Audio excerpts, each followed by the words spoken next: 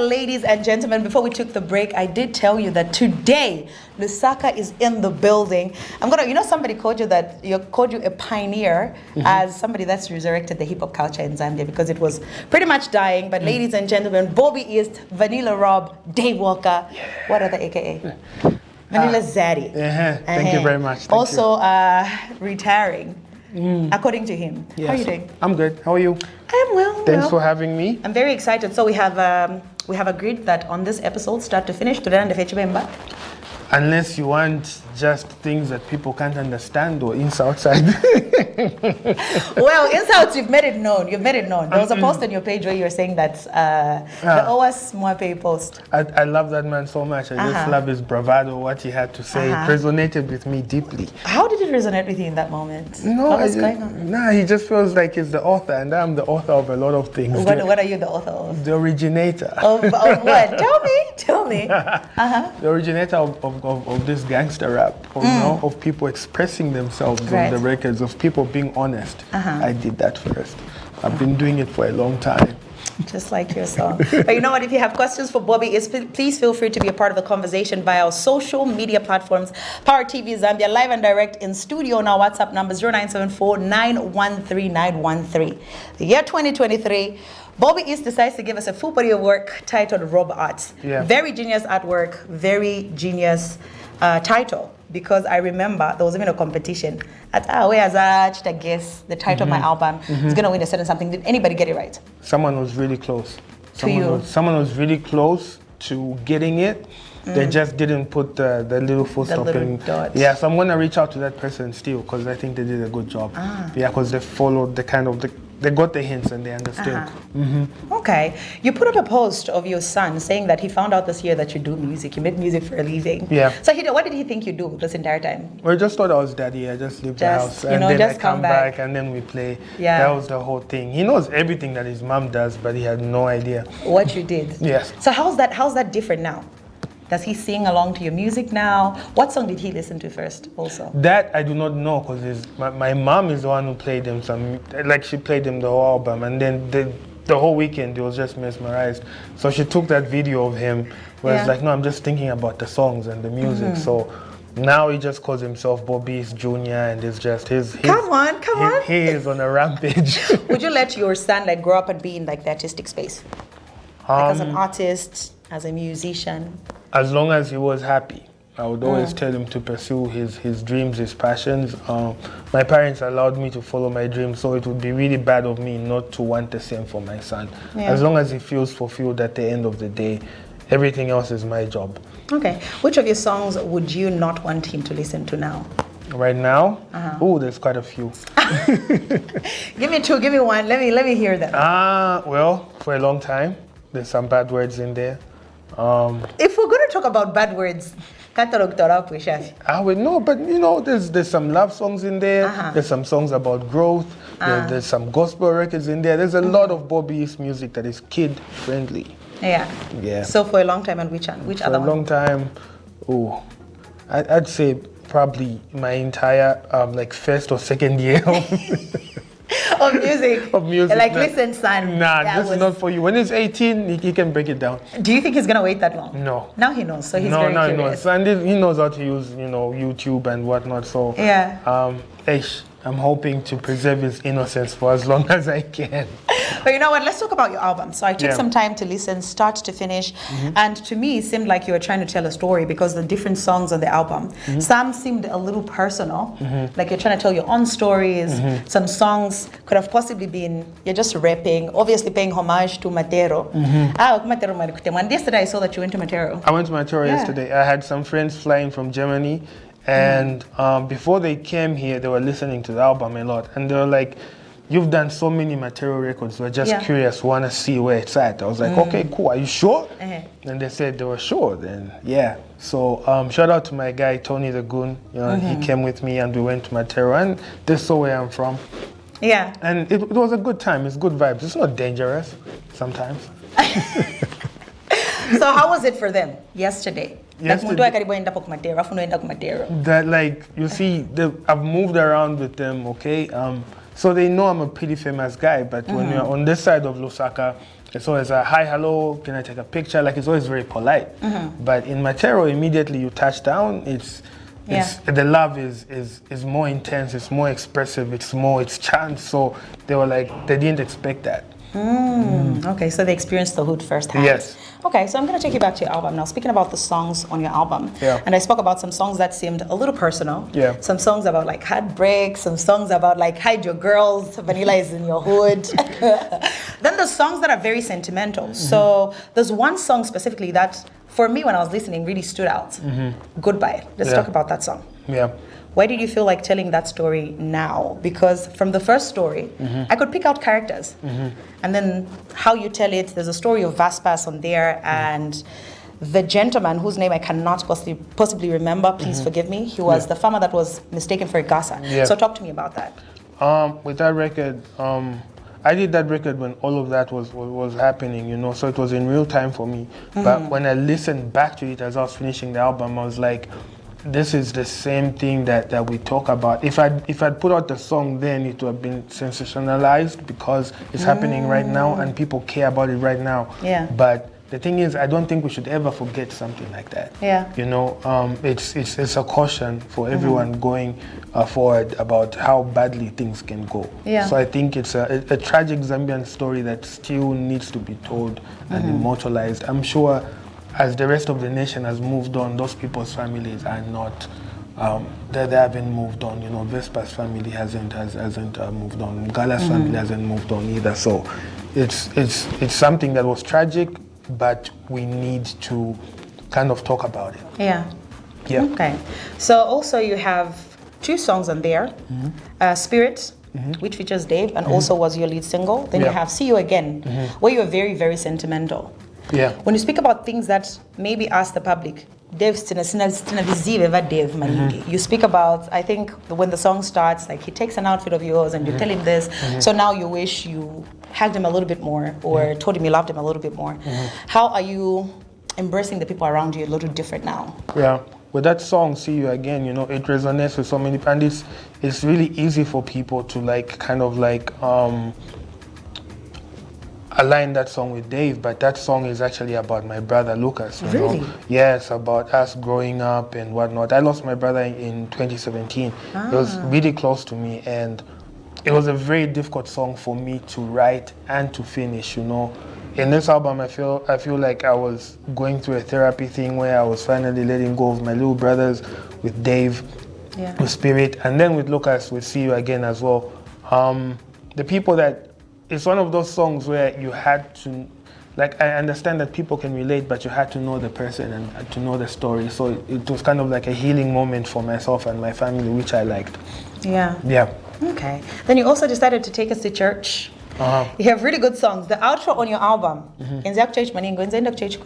when you're young. Like I just want to know. It's got like it's very melodic. Like it's got there's the choir on there and the young man who was singing. Then you start the song. I feel like it's a very beautiful song. Thank you. Yeah. I really, as I was doing towards the end of this album is when I really started getting into my spiritual journey, you know, and it was a very difficult decision for me. And I had so many talks with my pastor about this, where I was like, there's aspects in this album that are really gruesome and they're really like risque. And then I feel like my mind is not in that anymore. But then I had to realize that, did I lie in any of the, as long as I didn't lie and it's true for what it was, I'm still growing. I can still learn to minister better. But that's why I made those 2 gospel records towards the end. I really wanted to start with a prayer and finish with a prayer. In the middle here is a mess called life. Oh, you really need to listen to the album to get what he's saying. But another standout song before we get to wrap up is Mary Achosamimba. That song, you tell 2 different stories. Took me back to when you did your Vanilla album. There's a song called Jamaica. You also did something pretty similar where you tell 2 separate stories. But the messaging on the song is a very important message, also to young people. So you're going to tell it in a very poetic way. But when's the message, Manib? There was, and I've got a friend of mine who's a really big fan of mine. Shout out to her. She reached out and then she was like, this song doesn't have any closure. I told her, what do you mean? She said, well, you don't really conclude. It's like 2 different stories from 2 different perspectives and that's it. And I told her that's what life is sometimes.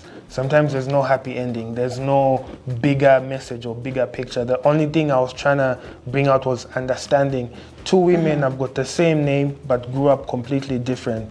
One in very harsh environments and the other one was sheltered, you know. I don't say that explicitly, but I think when you listen to the song, you can hear that they were taking two completely different paths. Routes, yeah. You know, but at the end of the day, both of them arrive at the same decision, which just shows you how messy life is. Yeah. You know what? I have so many questions for Bobby, but one song that's a very standout song and has stirred a lot of controversy is Respect My City. You're welcome. Respect My City. Come on now. So you do that record. Yeah. Off the album, did you know that it was really going to poke at a few people, a few individuals? Now, I want to react the way people have possibly reacted to the song.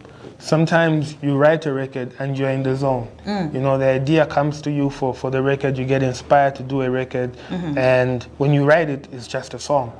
Then before you pull out the record, you play it for a few people and they're like, oh, you know that this is gonna affect a few people. I'm like, what do you mean? In that moment, I'm extremely naive because I am just focused on the art. Yeah. And it was brought to my attention that, some feet might, you know, force themselves into a shoe. But the only question I had to ask myself was, one, was I being malicious? The answer is no. And was I lying? The answer is also no. So as long as I'm not lying, I will put out the record. Okay. So you had posted something when you had seen a couple of reactions from people where you said, kind of expressive. Please send some flowers to my office. You're welcome. And a lot of people saying that you've resurrected the hip-hop culture in Zambia, which you say on one of your songs, where you're saying a lot of rappers are sleeping but the culture is dead. Everybody wants to fist bump and act like they like each other. So do you feel that song did that? For me, that even when I say that, I was taking equal blame, you know, because I was doing Psycho Bay, I was doing records that I love, the vanilla records, but I wasn't really, the hip-hop community felt really neglected by a lot of us because we got into a space where we started making commercial records and they were making us this money. And I kind of feel like even the guys who are coming up, we didn't inspire anyone to make any hip-hop records or to go back into rap. I knew this was my last album and rap made me. You know, rap made me, and I had to pay homage to the music that spurred all of this, that got all of us going. You know, so I knew I had to do some rap records on there. And Jay-Z said this in a speech once. It was like, when I get nervous, I tell the truth. That's me. I'm on the mic. I'm like, ooh, I'm so nervous. Respect my city. You're welcome. Nah, but why would anyone get upset when you tell them you're welcome? Well, they didn't tell you they were grateful that happened. And speaking about that, so after you put the record, because what you did is you put the record, left it for everybody to consume. Reaction yako is based on how you take the song. Like you said, a lot of feet trying to fit into a shoe. So CAMSTAR came on and just said, Bobby has said this, everybody is quiet. So there's a little bit of a war there where CAMSTAR says something, TAP comes on and also responds. And CAMSTAR recently in an interview says, when I think you could have texted him first, speaking about how you're like, oh yeah, I see you, my guy, you're pushing in the back, you're doing what you're supposed to do. Then when you did the record, which I think he could have possibly messaged you about, and he got on Facebook and backed you up, according to him, and you were quiet, like you were nowhere to be found. So what's up? Shout out to CAMSTAR, man. CAMSTAR is a rap OG, a Lusaka rap OG. Shout out to him. I just for me, there's just like whenever there's something to address with a person, I'd rather like the person reaches out to me or they tell me something. The fact that he said that in an interview makes me feel like maybe there was just you know, there's this albums, this promo. People have got different ways of doing that. How he says it is not exactly how it happened. Yeah. What happened? How he says it is not exactly what happened. What happened? CAMSTAR and I have a relationship from back in the day, you know. So I don't remember what exactly was said, but there was no mention of we're pushing this or pushing. Listen, with me, I appreciate everyone who stands by my side, anyone who's but when it's time for me to speak my truth, I can only say my truth. You get what I mean? I don't like it when it seems like it's consolidated or one thing is trying to stamp in one particular message. What I didn't like was that my song was taken to attack one region. I wasn't attacking anyone. I just said there's 10 provinces in Lusaka. And I was just saying, if you're gonna come here, you're gonna flourish. The least you can do is like pay homage to my city. Be grateful to my city. That is all that I said. And concerning CAMSTAR being concerned I didn't share his album, I'm sorry, bro. And the reason is very simple. I was prepping for DOT.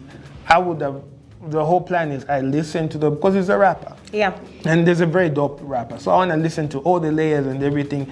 As I'm posting the record, I'm giving insight, talking about my favorite songs, and also making sure I didn't diss me on there. I wanted to ask. I was like, were you just trying to make sure that rappers are sneaky. You can post your own diss record, man. So just making sure. So yeah, CAMSTAR, nah, bruh. I'm still listening to the album and I'll give my review. Appreciate you, dog. Okay, so quickly before we go, we've seen that a lot of people now are saying how they feel, like they're being very expressive on songs. Yeah. We even saw Josie, who's a singer, put out a diss record. Yeah. So have you been in contact with Josie? I haven't been in contact with Josie. I did hear the record though. I knew he could rap. I've known Josie for years. He's a very, very talented guy who, when he wants to focus on his craft, can be one of the biggest. I'm a personal. He's been on 2 of my albums. Just goes to show you how strongly I feel about his talent. And no one knew he could rap like that. I did, and I wasn't shocked at all.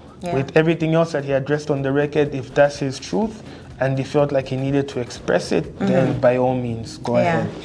Vanilla Rob, I have so many questions for you before we go, but my director is like, time, we need to go. But quickly about DOT. You did something pretty special. You paid tribute to AKA. Was AKA's music very influential? What type of figure was he in your life? More than the music itself, I loved AKA's music, but more than the music itself, I used to watch a lot of his live performances.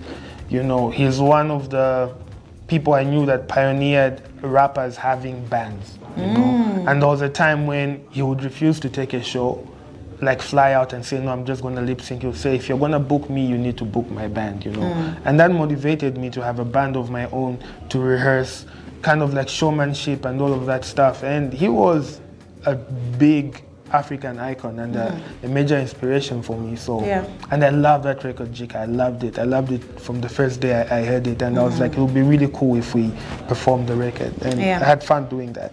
Okay. Also, as this is your last project, you're going to take a step back in music. So you're not putting out any solid project moving forward, but might you do features or might you put out music here and there? Yeah. I'll do some features for people that I like. Music that makes me feel like I've got something to say, I will do that. But in terms of like I said, when you're doing an album, just the thought process that goes into that. This last one took me almost 5 years to get in the space where I could do it, you know. So, yeah. Okay, great. Last one. Is hip-hop now healthy? Is the culture back, would you say? We have to be consistent with it. We have to be consistent with it. And I feel like for the longest time we just wanted, it's okay to make some bangers. Let's make some bangers. The bangers bring the bread home and everything else. But we need to be, I feel like the people know when you're being truthful in your songs, and we need to tell the truth. Okay, ladies and gentlemen, boys and girls, Vanilla Rob, Vanilla Zed, Bobby was my guest on today's show. Thank you so much for watching. Bobby thank you so much for stopping by. It was short. I have so many questions, but it was good, and thank you for stopping by. Thank you for having me. Hey, we're gonna close off with Spirit, one of the lead singles. I'm a video Zed. So I'm supposed to drop like a video tomorrow, so watch out for that. Oh yeah, you're gonna watch it right here on Power. But he's Spirit, Bobby is featuring Dev. Which one is it? It's Z.